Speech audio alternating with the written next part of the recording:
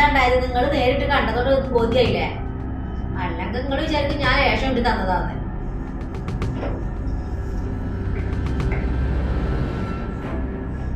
കണ്ടില്ലല്ലോ ഓളെ അഹങ്കാരം. ഇമ്മ നിങ്ങൾക്ക് വയസ്സായി വരണം. അപ്പൊ ഓരോന്ന് എന്തെങ്കിലും ഓരോ പ്രശ്നങ്ങളുണ്ടോ ഓരോന്ന് തോന്നും.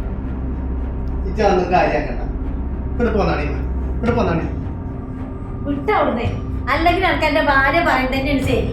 10 മാസമായിട്ട് അന്നെ കൊണ്ടുവന്ന് നൊന്ന് പ്രസവിച്ച എനിക്ക് ഉമ്മാക്കൊരു വിലയില്ല. എനിക്ക് ഈ ചോള സാളെന്നൊക്കെ വിളിച്ച് നടക്കണം എടാ. അല്ലെങ്കിൽ മക്കളെ കല്യാണം കഴിഞ്ഞാൽ ഉമ്മമാരൊക്കെ മക്കൾക്കൊരധികം പറ്റണ്ടേ?